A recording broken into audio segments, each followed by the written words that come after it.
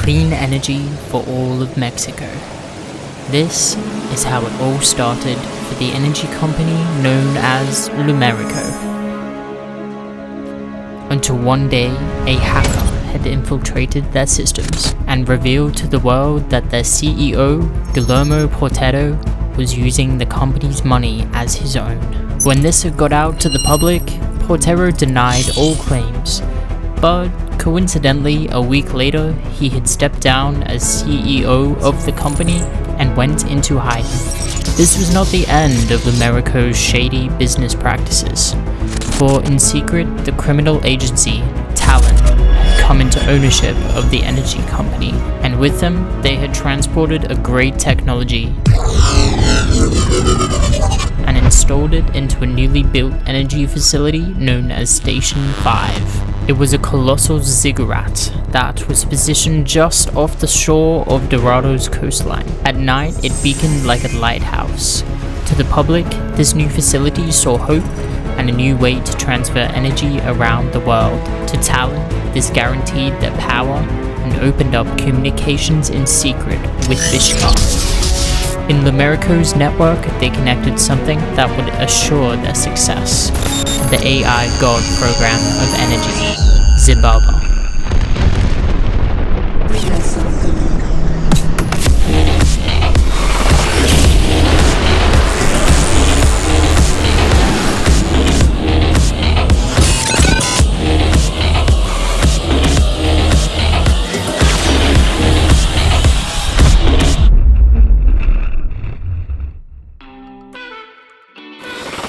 Welcome to the hero reveal of Xibalba, an Omnic God Program that once had been in charge of the world's energy, now has been reprogrammed by Talon. Xibalba has 600 health and it is a tank hero.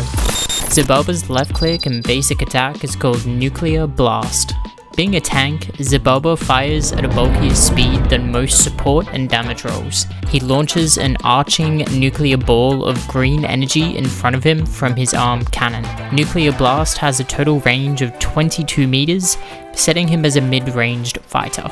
I've yet to work out the exact damage that this will inflict upon enemies per hit, as Nuclear Blast has a secondary effect to where he can deal more damage to enemy targets if they are under the effects of radiation poisoning, but more on that later.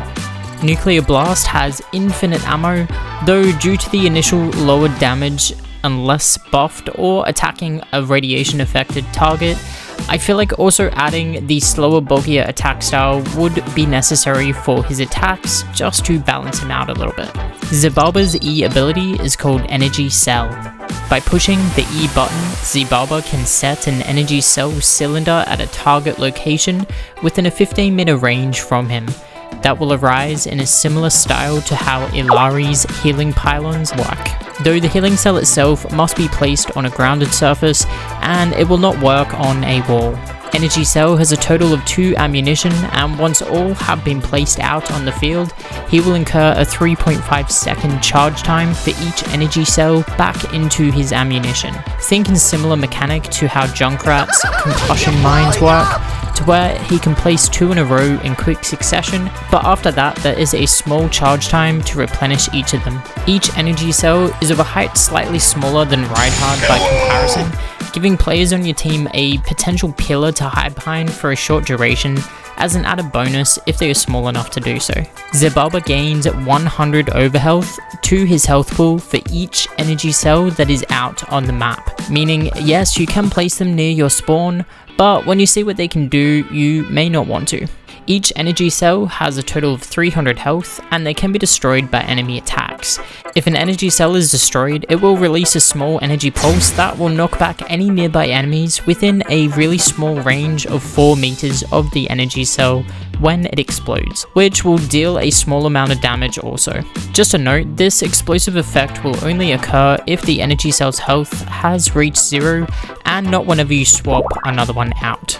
Energy cells also will not fade on the field unless destroyed or replaced with new ones. which if there are 2 cells already out on the field, the newest energy cell you place out will replace the oldest one you have summoned. As a fun team buff, Ally Torbjorn's can also repair your energy cell's health by hammering them, just like he does with his turrets. Xibalba's right-click ability is called Charge Cells. When Xibalba has 2 energy cells out on the field, and they are within close enough proximity of one another, being that of 14 meters or below, Xibalba can use the right-click button to immediately generate an energy barrier between them that will connect each energy cell with a unifying shield of green-hued energy, unifying their health as a total shield of 800 health that will remain until destroyed or cancelled due to either pushing right-click again to lower the shield or placing a new energy cell at a new location.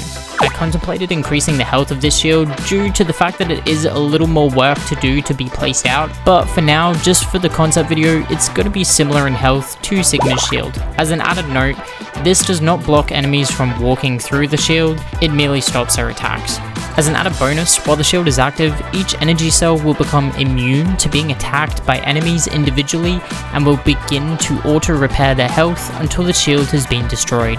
Cooldown for charge cells is 6 seconds once the shield has been destroyed, which may seem strong at first glance, but when you consider the shield is stationary and cannot be moved like other heroes unless he resets a pillar, also the fact that an enemy team can output a large amount of damage fairly easily these days in Overwatch, like mentioned, this may need to be boosted in terms of the shield's total health pool for balancing and to make him usable against opposing damage heroes that just output a ridiculous amount of damage. Xibalba's left shift ability is called Radiation Leak. Xibalba emits an aura around him that begins to melt away at nearby enemy shields, dealing extra damage to them quickly while they are within a 7-meter range of himself. This aura also latches onto nearby enemies' core, afflicting them with radiation poisoning that deals 10 damage each second while they remain within its field. As mentioned with Xibalba's basic attack, enemies afflicted with radiation poisoning will receive extra damage when Xibalba attacks them with his nuclear blast attack. As a slight nerf, the effect of the radiation leak's damage and poisoning cannot be stacked on a target, and only one application of the damage and shield melting will occur to each enemy or their shield. Radiation leak remains active for a total of 5 seconds, and this will deactivate automatically if Xibalba dies. Cooldown for radiation leak is 14 seconds. Xibalba's ultimate ability is called Nuclear Meltdown. Xibalba targets an area, causing it to turn green and bubbly as the area becomes a radiation zone, afflicting enemies caught with radiation poisoning while they are inside the area of 12 meters. After a short delay, the area erupts with an explosion of nuclear energy, knocking all enemies caught up into the air, damaging them further and maintaining the radiation poisoning on the target for a short 3-second duration afterwards. This new season will be titled Nuclear Threat. This season will be based around the God Program Xibalba, who is captured by Talon and reprogrammed to aid their cunning schemes and maximize their profit and power to the newly built power plant off the coast of Dorado, known as Station 5. This season will bring a new battle pass with new skins, a new arcade mode, and a new clash map. First up, we have the new Mexican-style clash map known as Station 5. This map will be situated just off the coastline of Dorado, with it within view in the background scenery as a slight nod to the area. Station 5 will see a familiar large Ziggurat energy facility marked with a logo on the entry as a Lumerico facility. Players on the city side will start on the outskirts of Dorado and traverse across the bridge to the center checkpoint to kick off the clash map. I have added an extra way to get into the facility through more dangerous means, which is the boats situated near the dock and shoreline on the right side of the map, to where certain players can actually leap from boat to boat to make a sneak attack into the facility. Players on the other side of the map will begin at the control center. The white bars are entryways and doors, and areas are marked on the map as such via the titles. The power core has a lot of boopable areas where players can fall off and into the dangerous nuclear energy pads below. The new arcade mode for this season will be titled Power Surge. This will see the standard teams of 5v5 pitted against each other with a free to select character mode with no restrictions to who is chosen. Each team needs to defend their giant energy cell, which, as marked on the clash map that I did, for Team 1 will be point A and for Team 2 will be point E. This will see a giant version of Xibalba's energy cell situated on each side's points respectively. The aim of the mode will be collecting energy from around the map and bringing it back to your giant energy cells to fill them up to a grand total of 200 energy to win the match, which each team will have a meter shown just under the time to where each team is at, giving your team an indicator of the enemy's progress as well as your own. Energy is going to be littered throughout the map in a randomized fashion in a Mercy-styled resurrection looking orb, but perhaps for this mode they can appear greener and more nuclear looking to give it a nod to the new hero Xibalba. Each orb gives a total of 5 points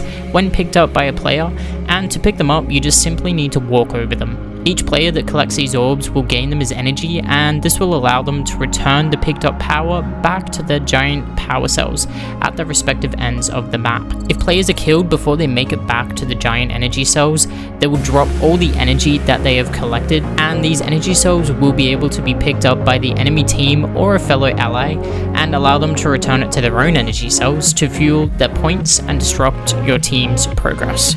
Energy cannot be split amongst players, so the first player to walk over the orbs will get them added to themselves. Players that have a high amount of energy collected will begin to glow a nuclear green to mark them as targets for other players around the map.